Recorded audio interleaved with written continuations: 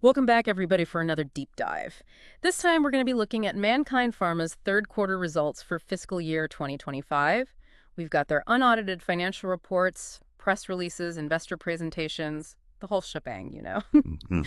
You might know Mankind Pharma for its consumer products like Man-Force condoms, but they're also a major player in the pharmaceutical world, and that's where we're going to be focusing today. It's interesting. They've managed to pull off a 24% year-over-year increase in revenue, hitting a total of INR 3,230 crore. That's really significant growth, Yeah. especially in a sector as complex as pharmaceuticals. Yeah, okay, let's unpack that a little bit. What's really driving that kind of growth? Well, their adjusted EBITDA margin, which Yep. tells us essentially how efficiently they're turning revenue into profit, is sitting at a pretty healthy 27.7%.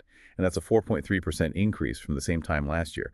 So they're clearly doing something right. Yeah, they're making money and they're doing it well.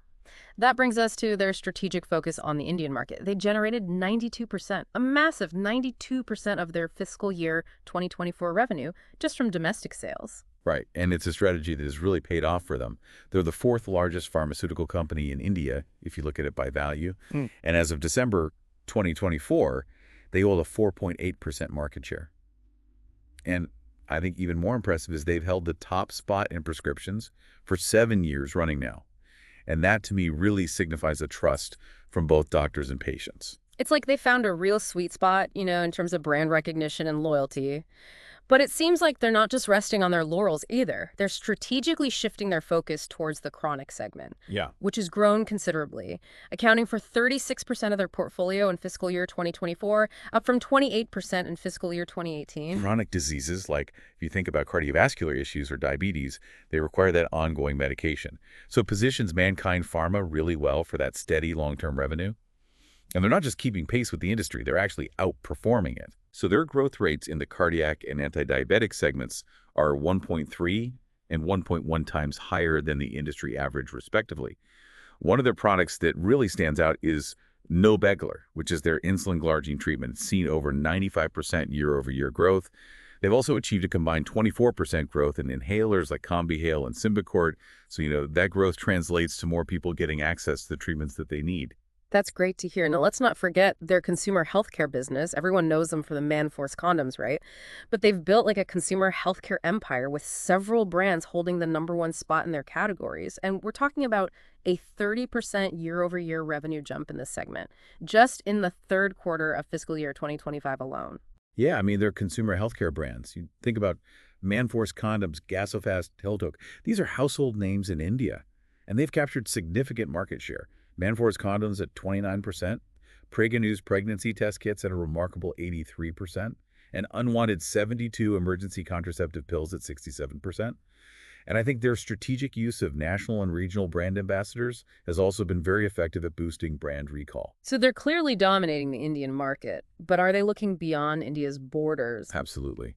Their exports business saw a truly staggering 121% year-over-year growth in the third quarter of fiscal year 2025. Yeah, that's a huge leap. It is. And they're backing that up with strategic moves, including recent product launches in the U.S. market. So this kind of diversification could really reduce their reliance on the domestic market and open up some new avenues for growth. Speaking of strategic moves, let's talk about their acquisition of Part Serums and Vaccines Limited, or BSV as it's known, in October 2024. That was a significant investment of INR 13,768 crore. Yeah, this acquisition wasn't just about expanding. It was about entering a whole new market segment. BSV brought with it this super specialty portfolio, including products like recombinants, niche biologics, and immunoglobulins. And these are complex products with high barriers to entry, so it's a bold strategy. But early signs show that the integration of BSV is progressing smoothly. Yeah, they're prioritizing key brands and implementing best practices, which is encouraging. But like any company, they face challenges along the way. Of course. They've encountered some regulatory hurdles in certain acute product categories. They've also had to implement corrective measures to enhance field force efficiency. And that's affected overall sales growth across certain therapies. But despite these challenges, Mankind Pharma's management remains optimistic about the future. They're focusing on strengthening their chronic portfolio, expanding geographically, and leveraging digital platforms for growth. Yeah, they're also investing in research and development and forming strategic partnerships, and that dedication to innovation and collaboration. I think it's going to be key to staying ahead in this ever-evolving pharmaceutical landscape. They seem determined to continue pushing the boundaries of what's possible. It's interesting to me the company's this duality. On the one hand, they offer mass market medicines, but on the other hand, they're offering these specialized super specialty products. So they're really addressing a diverse range of healthcare needs. So we've got a company making waves in the Indian market, strategically expanding internationally, and showing a commitment to innovation. It makes you wonder, could Mankind Pharma become a global leader in both consumer and specialty pharmaceuticals? It's something we'll explore further in the next part of our deep dive. It's a question worth considering, isn't it? Could they really pull it off? Yeah. Become a global leader in both those segments. He certainly seemed to be on the right track. And I think that commitment to providing, quality products, but at prices that people can actually afford, that's going to be key. Yeah, that affordability aspect is interesting, especially as they kind of move into those super specialty segments that often come with, bigger price tags. How do they balance that commitment to affordability with that move into these pricier areas? Yeah, it's a delicate balancing act for Yeah. sure.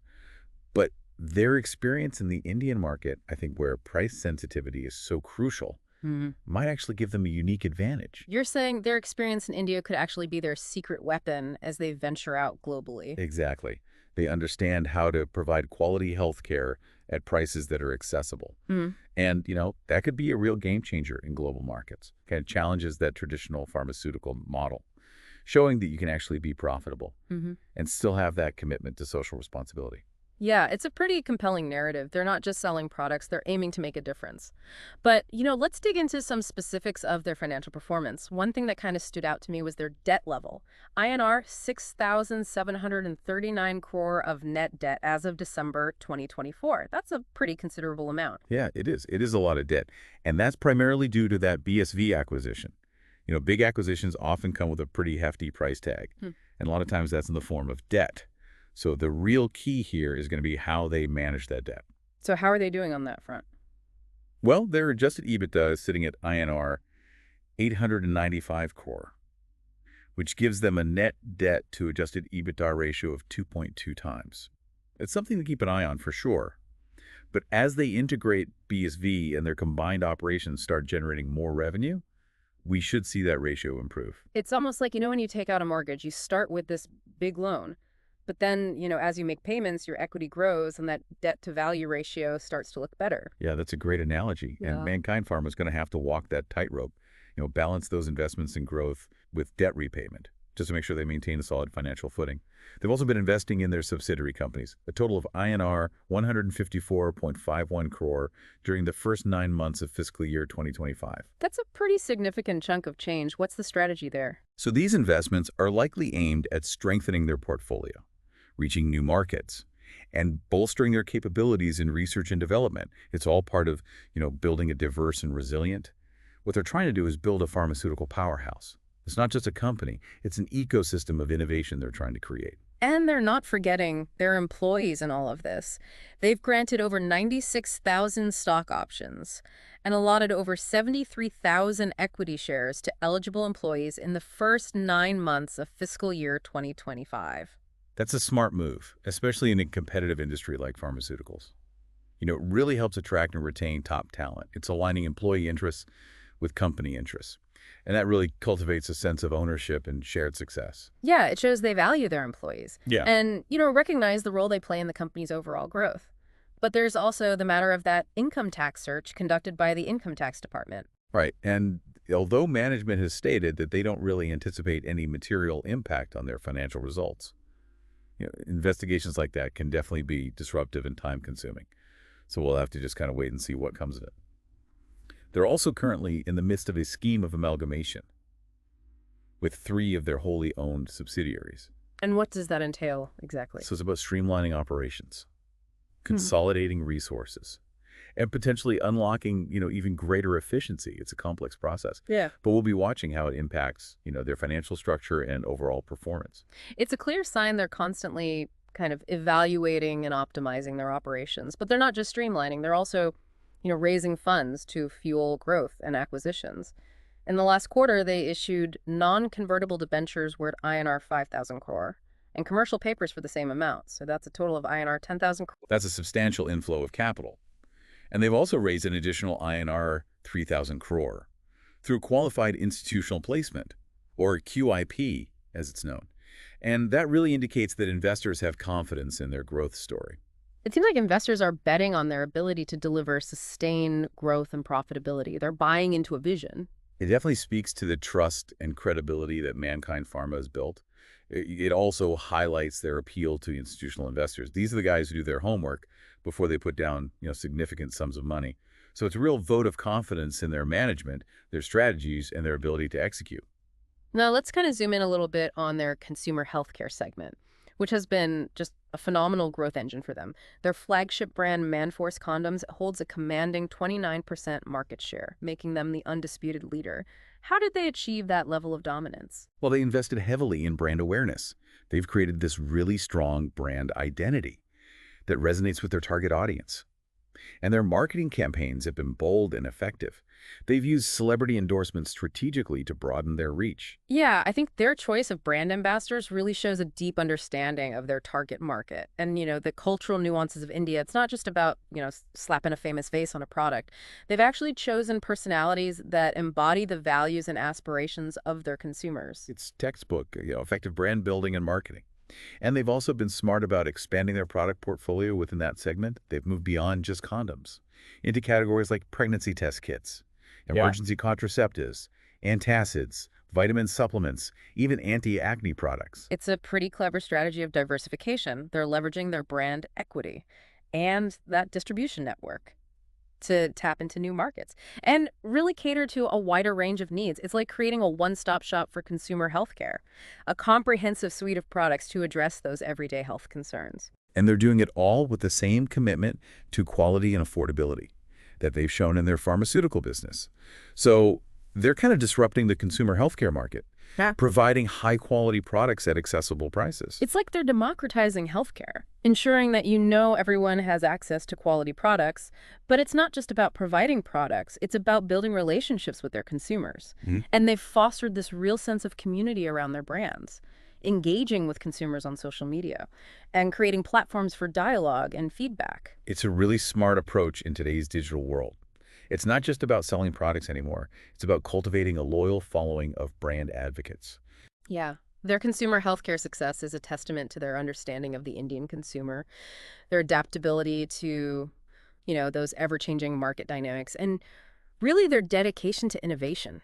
I think it's a model that other companies can definitely learn from. It's fascinating to see how a company that, was known for its pharmaceutical expertise has so successfully navigated this world of consumer healthcare, building this portfolio of iconic brands that are now household names in India. It's inspiring to see their dedication to their core values, that innovation, those meaningful customer relationships. They've shown that you can achieve remarkable success when you focus on those key elements. It's a story of ambition, resilience, and a commitment to making a difference. And the story's still unfolding. Now let's turn our attention to their international endeavors, particularly their impressive growth in exports. Their exports business is really taking off, isn't it? Yeah, it's booming. 121% year-over-year growth, you said, in the third quarter. That's right, fiscal year 2025. It's pretty phenomenal.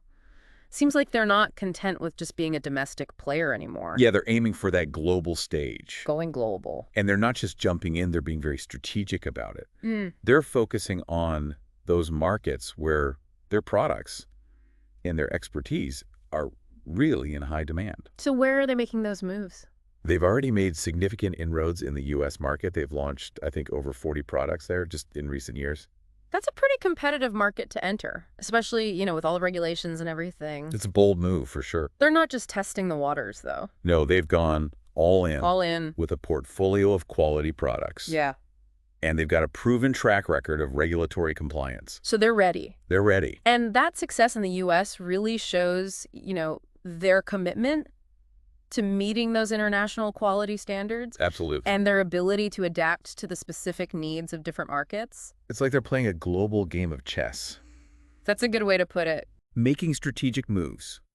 Anticipating those challenges. Seizing the opportunities. Yeah. They're not just exporting products at this point. They're exporting their expertise, their innovation, their commitment to making a difference. Right. And as they expand globally, they're not just generating revenue, they're also building brand recognition, fostering trust, really establishing themselves as a force to be reckoned with in the international pharmaceutical arena.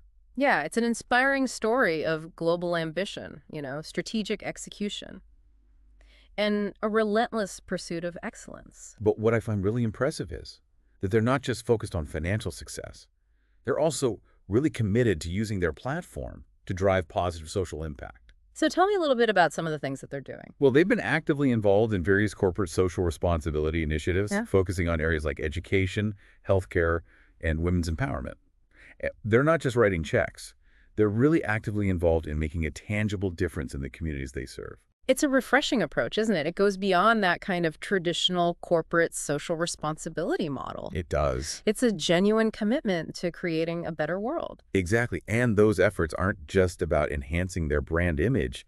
It's about aligning their business goals with their social values, Hmm. creating this sort of cycle where success breeds purpose and purpose fuels success. It's a powerful testament to the idea that businesses can be both profitable and socially responsible Absolutely. as they continue to grow.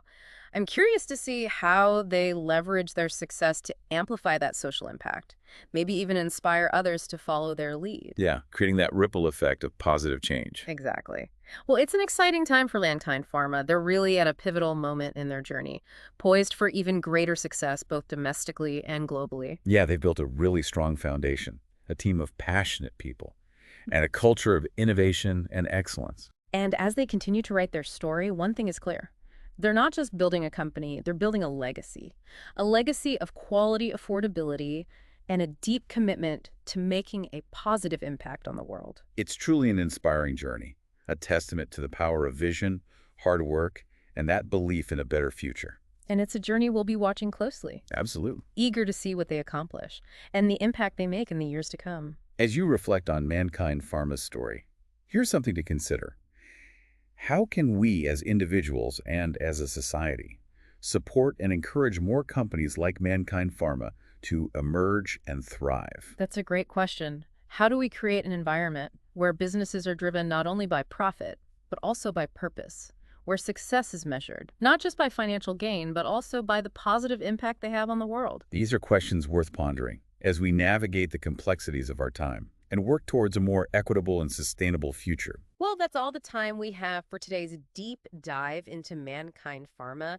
We hope you found it insightful, engaging, and thought-provoking. Until next time, keep exploring, keep learning, and keep asking questions.